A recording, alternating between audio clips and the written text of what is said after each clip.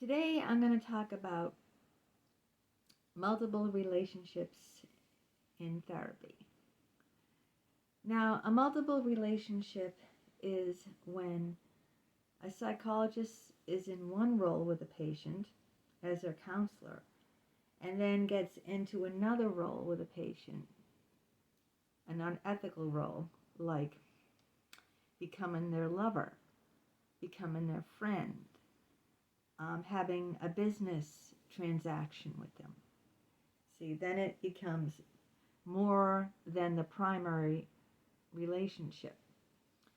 A psychologist should only have one relationship with the patient, and that is being the patient's counselor. A psychologist is in a fiduciary position. That means a position of power where they're put in trust. That means the patient trusts the psychologist with very detailed and personal information about themselves. And the psychologist is supposed to hold that trust. The psychologist does not share anything personal about their life to the patient. It's a lopsided relationship. And this is always in the patient's best interest. So when a psychologist gets out of that role and into another role with the patient, it always exploits the patient. And this is what happened to me. And this is why I'm on a mission to warn people about unethical psychologists, because believe it or not, I've been in and out of therapy for almost 20 years, except for the last year and a half.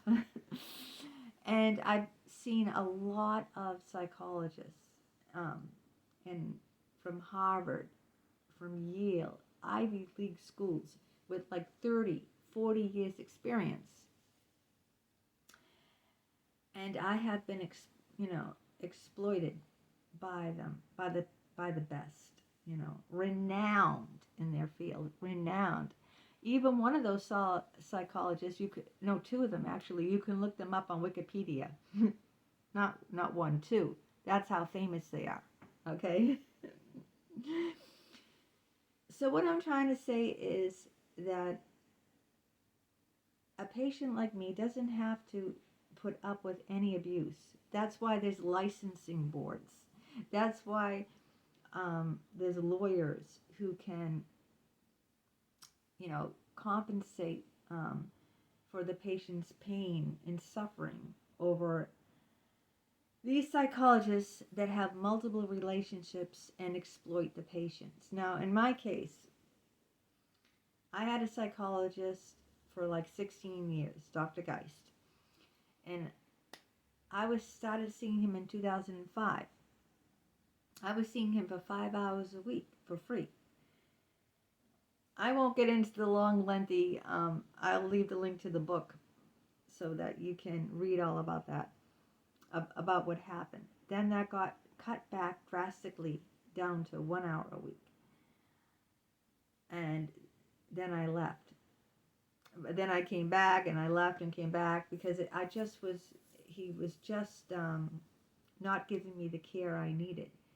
So instead of releasing me permanently and letting me find someone that could help me, he gave me little tidbits, little crumbs of his time, like 10 minutes here, maybe 15 minutes here. So I needed to get another psychologist. And that's when I kept getting these other psychologists and still seeing him for whatever time he would give me. See, it wasn't consistent. You're supposed to have the same day, the same amount of time every week. Like, take for example, if you meet on Mondays at 10 o'clock, that's supposed to be your slot. That's how, this is different than a regular relationship. Because you have the same day, the same time, and it's consistent. Well, with Dick, it was not consistent. It was all over the place. And that's why I needed to get a second psychologist. It's no good to have two psychologists because then you have conflicting points of view. Well, when I got one of the second psychologists I got, I ended up having a sexual affair with. That in of itself is unethical and it's illegal. I looked it up now because before I wasn't sure. It's illegal in 26 states, but not in Massachusetts. So if you're in one of those 26 states where it's illegal, guess what? That psychologist can go to prison. It's a crime. It's a crime. It's called statutory rape. Remember what I said, a psychologist is in a fiduciary relationship, in a position of trust. And it's a lopsided relationship where the patient puts all the trust into the psychologist, okay? Just like a child.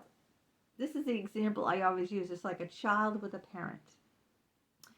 A child puts, relies on a parent. A parent is not supposed to, though some do, and that's abuse too, when a parent depends on their child, uses their child, their young child. I'm not talking about adult children. Now, just like a parent isn't supposed to have sex with their child or depend on their child or it's the same relationship with a psychologist because they're in a position of power just like a parent is in a position of power with their child. So if a parent were to have sex with their child, that's incest, okay? And it's the same thing with a psychologist. It's called statutory rape. Even if the patient gives consent, which in my case I did. It doesn't matter if I gave consent. It doesn't matter if I initiated the relationship. The only thing that matters is that he was in a position of power. He took a Hippocratic oath that says do no harm. And one of the major things is sex is never allowed in therapy. And he crossed that. That's a boundary violation. And so, and my other psychologist, Dr. Geis, knew all about it because he knew I was seeing another psychologist because he wouldn't give me the time anymore. He never made the time and he never ended the treatment completely, saying I can't give you what you need to see someone else. So he let me hang on. He was stringing me along. And I was also seeing Jim, he was a psychologist in the Boston area. And I told Dr. Geis I was having feelings for Jim, and he encouraged me to pursue an unethical relationship with my other psychologist. He said, when I told him, he always keeps a notebook on his lap.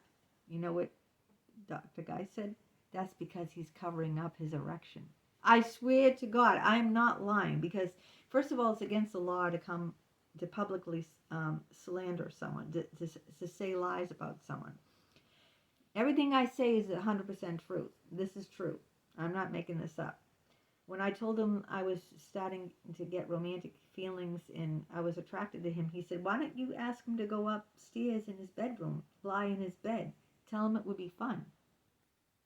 So here he is, my first psychologist, who would only give me tidbits of his time, encouraging me, to have sex with my second psychologist. No, and he knows it's unethical, right? He knows I'm not supposed to be doing this. So, they're both being unethical. And then Dr. Geis does couples counseling. Now that puts him in a multiple relationship. I'm in a multiple relationship already with Jim, my psychologist, because I'm having an outside sexual affair with him. So that's a multiple relationship. Now, Dr. Geis is in a multiple relationship too, because not only is he my psychologist, but then he becomes Jim's psychologist, and he becomes our couples therapist. So see, he's in dual roles, okay? Because he's Jim's psychologist, he has to look out for Jim. And he's my psychologist, so he has to look out for me. Then he's a couples counselor, so then he has to look out for both of us as a couple. You see? That puts him in multiple relationships, which is unethical. Okay? You can't be in all those multiple relationships. So can you imagine, oh, how I felt when I'm sitting there with both of my psychologists, my my first longtime psychologist, Dr. Geis, and then Jim sitting next to me, who was my psychologist, and now we're having sex together, even though I'm married. And another horrible, horrible thing is I'm a borderline. I have borderline personality disorder. Now, one of the marked things about borderlines are they have a severe fear of abandonment. So, can you imagine how I feel? I'm not protected by either psychologist. One is sexually abusing me, and he also was physically abusing me and verbally abusing me, just like my mother. He used to push me around. He used to swear at me, F you, you're effing ruining my life. He blamed me. He said, if you go to the board, this is Jim, you're going to be responsible for all of my patients. And I'm not a doctor. Do I have a degree? Did I take a Hippocratic oath, do no harm? How am I responsible for his patients? Do you see? They try to put the blame onto me. Well, I finally did go to the board, and I got a lawyer for Jim. But it was very, very hard for me to stand up to Dr. Geis. Okay, I think he was part of the original board. I think he created the board. So he's from Harvard, and he teaches Harvard.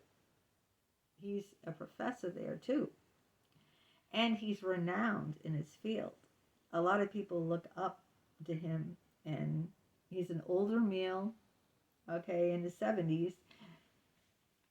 And it's very difficult to fight someone of that high stature. I mean, what is he, he could just say, she's a crazy borderline, and everyone would be on his side saying, it's just a crazy patient. So it took me a long, long time. I had to break away from him for a year and a half before I finally had the courage to make a board complaint. Okay, I tried to make a board complaint on 2 separate occasions, in 2006 and 2008. And both times he brainwashed me out of it. So I rescinded it. I didn't go, I mailed the complaint, but then I called them up and I told them to pull it, So they pulled it. It's just like a police going to a woman calls a police officer that she was beaten, and then the police come by her husband, and she says, I don't want to press charges. If she says that, they can't do anything about it. See, so that's what happened. There's also other things, like red flags that led up to this that I want you to be very cautious and aware of. A therapist who's unethical will make you feel like you're special. This is what Dick did, and this is what Jim did. You're very special. I care deeply for you. You mean feeling that specialness. And this is important because people who are going through, who have been abused and are going through trauma, probably never really felt special as a child. So here is someone telling them how special and cared for they are, and listening to them while they're, sitting there, caring and listening. It's very, very heady stuff. It's very, very hard not to fall for that, not to get swept up in that. See, it's very hard because, I didn't have anyone in my life who would listen to me and care about me like that. I didn't have any family. I was an only child. My parents were deceased. Not that they listened to me anyway when they were alive. No siblings. I had some friends back then, not anymore. But those people, they wouldn't listen to me. I was there to cater to them.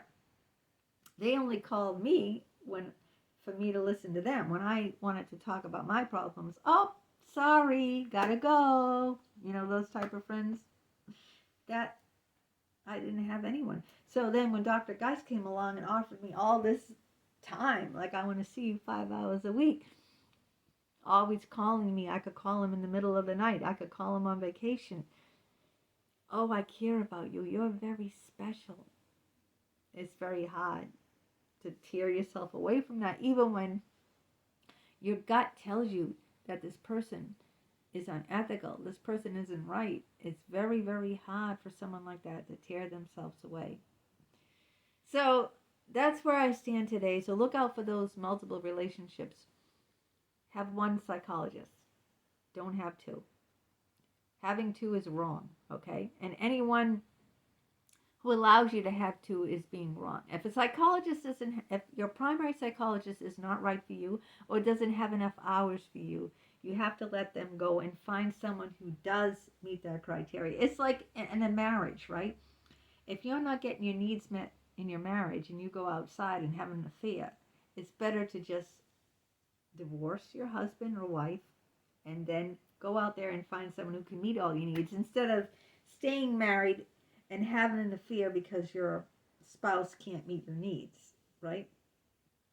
It never works out that way. So, one psychologist and make it only your psychologist. Don't bring other people into the relationship and create multiple relationships. Only keep that psychologist for counseling.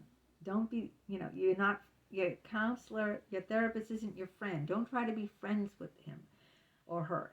Don't, and definitely don't get into a romantic or sexual relationship with that person because they're not caring for you when they do that. They can say how special and wonderful and they're so in love with you. Oh, they never met anyone like you.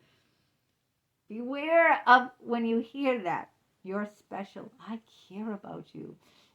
I've never met anyone like you. You're so unique. You're just one of a kind.